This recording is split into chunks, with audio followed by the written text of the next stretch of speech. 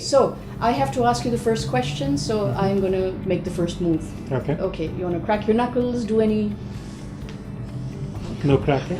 No cracking. Okay. So how's your experience been at Pasha thus far since you joined? Are you going to explain the rules, or does that happen as we go along? It happens. I mean, you just keep building the tower. Okay. So my turn to ask the question, and I am done. You have to answer. One hand at a time. Yeah. My experience at Pasha... Oh my god, this is going to be such a short interview. Okay. My experience at Pasha has been amazing so far, because we've moved the secretariat from Karachi to Islamabad, so that was a big change, and I joined out of Islamabad. And both the things that we work on at Pasha, government engagement as well as industry outreach and getting the industry to talk to each other more than they used to, all of that has ramped up in the last 4 months since I've joined. Okay. And that's been there's been refreshing feedback from the industry in terms of the things they want, the things that were missing, and Take a deep breath. the things they want, the things that were missing, Okay. and the things that we can really easily achieve if we just get together on one platform. Good engagement and talking to each other much more than people usually are used to, because people are working in silos and they are just busy with their day-to-day work.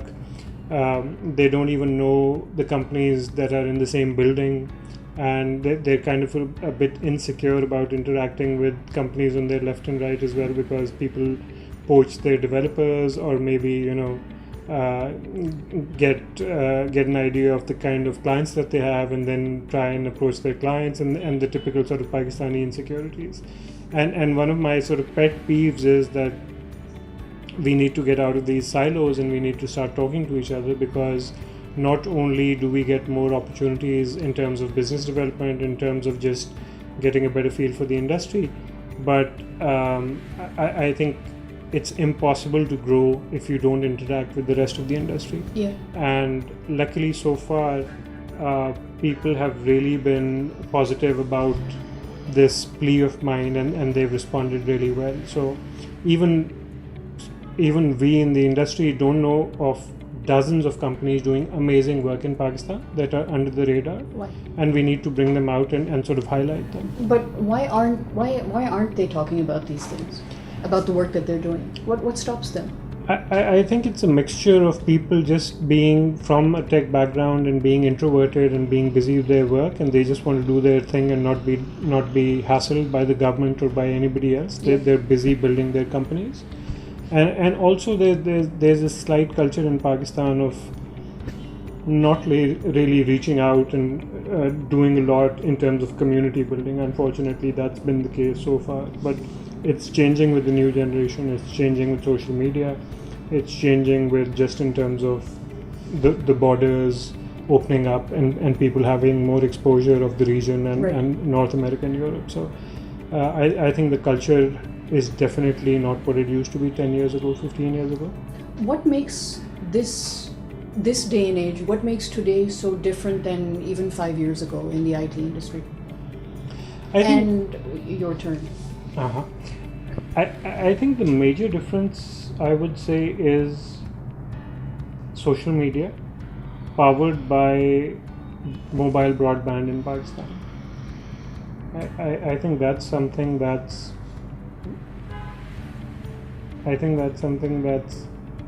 really transformed the way people think and the way people interact, and their access to markets, access to business, just their way of thinking is totally transformed. Yeah. So it's essentially all about the quality of the human capital.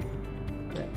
It's about exactly. That's something that a lot of people in government also don't realize, that they feel that people are sitting on these computers and exporting bits and bytes and earning millions of dollars, whereas the equivalent example is that first in old school industries, it used to be containers of goods that go across borders. Yeah. In our case, it's actually people. And that needs to be understood by the government, because access to visas, not just for us, that's not in our control, but recently the government announced visas on arrival for a few dozen countries, and that's amazing because a lot of people now are thinking of coming more often instead of meeting in Dubai and just avoiding Pakistan altogether. So I think unless you have a free flow of people, as we've all experienced, whenever somebody comes from abroad, all their preconceived notions about Pakistan are shattered. They love the place. They keep coming back again and again, and that's primarily because of face-to-face contacts, right? So I think the more exposure you get, the more interaction you get, the more economic and personal bonds you make. I think it's just a whole new ecosystem. So keeping in mind the few elements of the ecosystem that you've talked about, so what is your exact mandate, that the things that you need to get done in the time that you are the Secretary General? I think we're working on two fronts. The major front is engaging the government on a policy level and making sure that their incentives for the industry are aligned with our overall goals, and they understand how they need to support us, because you can't just ignore the government and do your own thing. Yeah. You need to educate the government and make them a partner in your progress, and they have tons of funds and resources which are going to go to waste if you don't engage them. Right. So earlier the knee-jerk reaction used to be the government should get out of the way, let's ignore the government, they don't understand us, we're working at the speed of light, they're bureaucratic, let's just ignore them. But now I think that's changed with all sorts of new sort of technocrats entering government as well, in various departments, MOIT, Ignite, Board of Investment, all of these places. But also I think, just as Pasha's mandate and as my personal preference as well, I think when you take the government along, the multiplier effect is unbelievable, just in terms of this whole safety net and resources that come to your disposal. And it's sort of our duty to not have those resources go to waste, right, and to channelize them to our benefit and the country's benefit. But what about when you engage? So there's no doubt that there's always been a tremendous amount of talent. Not to quote President Trump's tremendous, but there has been a tremendous amount of talent. It's been a very diverse range from anything from, you mentioned AR, VR, to just core coding. गली गली मोहल्ले में आप वो कहीं भी चिल्ला वो चीख पुकार कर ले, आपको एक ना एक कोई डेवलपर तो मिल ही जाएगा, coder. Somebody working on hardware, somebody working on components, they're engineering stuff, building things. Why don't we hear about these things? Yeah, so I think the brain drain that everybody complains about is a major issue because of the world opening up, right? So just in terms of numbers, we have about 150,000 people in the tech sector in Pakistan. That's a huge number. We have about 10,000 graduates entering the workforce every year in terms of tech and IT. And those are huge numbers. But at the same time, the cream usually goes to the Middle East, Europe, North America, because that's where the high-end jobs are, and it's everybody's right to sort of move away and gravitate towards the center, Silicon Valley, other places in the world. Earlier, that used to be thought of as a negative, but I personally think it's a huge positive for us. Fine, the local market definitely suffers. In the short run. In the short run, it definitely suffers. But as you see in India and China, Philippines, Vietnam, other places, when these people go abroad and establish themselves as leading professionals in their field, not only do they sort of add value to brand Pakistan, but then they come back and invest money, time, energy, connections, networks, outsourced work, products being done in Pakistan, offshore offices, etc. And that entire pipeline is expanded. Also, a small example is that, let's say the CEO of Google right now was not Sundar and somebody from Pakistan. Just that one achievement would have done 100 times more for the export image of Pakistan or the tech industry, or people actually considering Pakistan as a hub of really smart people. Whereas right now there's a sort of grey broad brush definition of Pakistan, where you don't have these large stellar names that are household names globally, right? Right. We're getting there. Lots of people in senior positions, but no CEO of Amazon or Google or Twitter or something like that, right? But yes, of what is that? Information security, FireEye, also. FireEye, Asher Aziz, is right? So Asher Aziz is a big name. FireEye is a big name, and now he's moved back to Pakistan for his next Tesla of Pakistan, which is Sky Electric, and they're trying to do that in Pakistan because just the region holds so much potential. Right? Yeah. So I think that brain drain in the long run definitely pays off. Even in the short run, if that person is in Pakistan and he's earning $1,500, he or she will go abroad and earn $10,000 and then send back the same $1,500 anyways to their parents, or to buy a plot, or have a small startup in Pakistan doing offshore back-end work. So I think the ecosystem is definitely expanding. We need more people abroad connecting us with those markets, giving us access to market, and not just the flow of money, but also the flow of technology being transferred to these teams. So two things. One is, so let's talk a little bit more about the ecosystem. There's Pasha, there's PSEB, there's BOI, so there are other players. Can you just talk about how you engage with all the players and what their response is? Because I'm assuming projects and everything that you're trying to get done is very dependent on what the budget is like and what happens in the election. So can you just talk about how you engage with these other stakeholders? So that's one question. And the other is a statement that it's your turn. Okay. So PSEB is the Pakistan Software Export Board, and they come under the Ministry of IT. Their mandate has always been to promote exports, but being a bureaucratic government organization, they've had their limitations in terms of budget and also in terms of scope and execution capability. But they are more of a quasi-regulatory government entity that looks at exports. The Board of Investment has a mandate which is obviously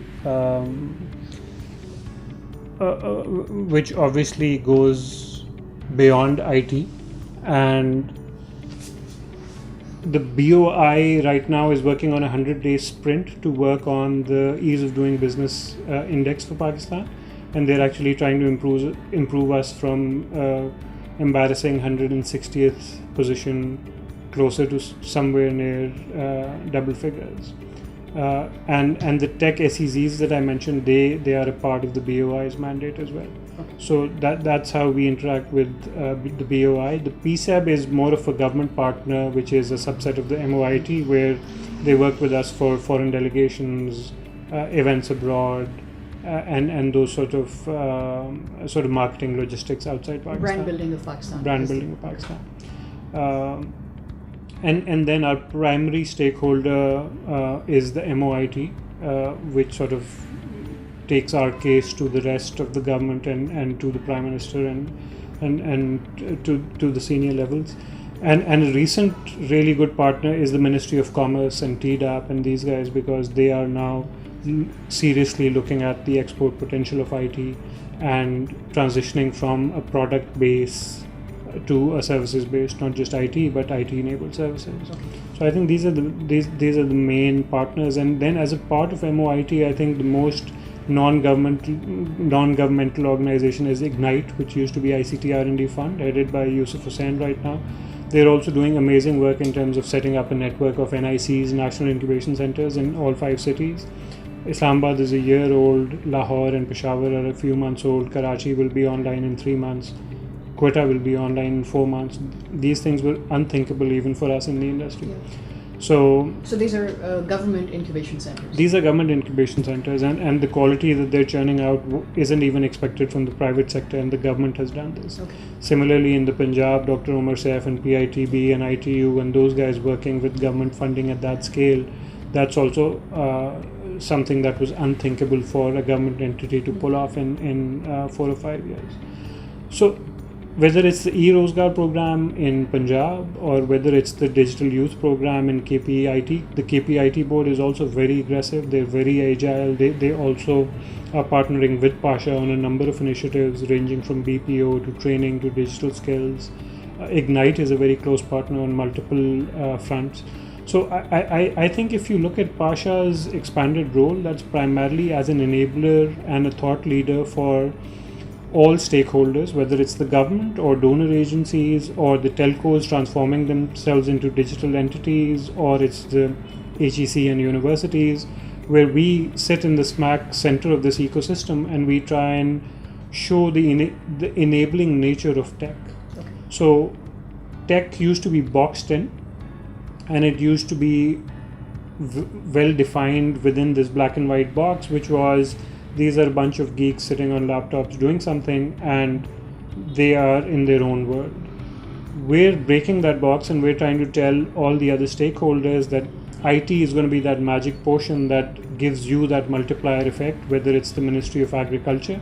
So it'll be drones that do crop surveys, IoT enabled devices for drip irrigation, GIS service for crop planning. You're already getting weather alerts through Agri, Telenor, M-Agri and these services. If it's the Faisalabad cluster, it's retail, Al-Karam, Nishaats of the world doing retail analysis, big data, AI for retail. Whether it's Sialkot, they're transforming into B2C brands, doing e-commerce through portals and through their own brands. It's logistics, it's IoT, it's an e-commerce backbone for the entire country. So when I say perfect storm, all of these things are happening which won't stay contained within a neat box, but they'll spill over into everything that we do. That's all very good, but it's still your turn. I'm back. So, Shehryar, the idea of the game only works if you are pressured into doing your turn. Silly things? Yeah, so you have to keep talking until you finish your turn. Okay. Because I have a feeling this isn't going to last you very long. Do you know any jokes? I don't. No tech jokes? Call center, helpline, nothing? Okay then. I think right now the game is more important than the IT industry. So. Oh, it's your reputation on the line. Is that what it is? Tell me about so we've talked about the human capital element. We've talked about the other elements, stakeholders within the ecosystem. Everyone we talk to, including this payments guru Faisal Khan, who's run off to Turkey, it's all about payments. So once the payments comes in, then the economy actually becomes enabled. Right now, it's still very cash on delivery and undocumented, unregistered economy. So where do you see Pakistan as far as a digital economy? And in terms of what is being done in the payment space. Yeah, so I think the previous mindset was that everyone was sort of waiting for PayPal to arrive and change our universe, but that's not going to happen anymore. So I think it's going to be either Alipay or a combination of all of these entrants that are coming into the field right now. And whether it's QR codes and we see these pictures in China where these beggars are asking for money based on QR codes that they're hanging around their necks, whether it's that way or it's all of the other sort of technology streams that we have around payment. I think the next 2 or 3 years we'll find a happy medium in terms of the ideal payment ecosystem for Pakistan.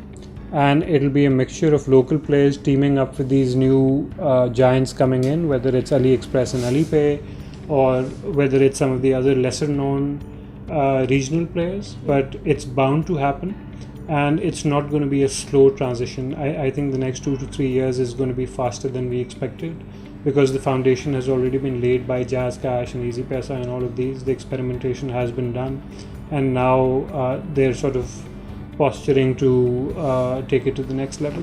Posturing, foundation. I love these words because this is very related to whatever we're doing right now. Tell me, is today's age, in terms of software, in terms of companies,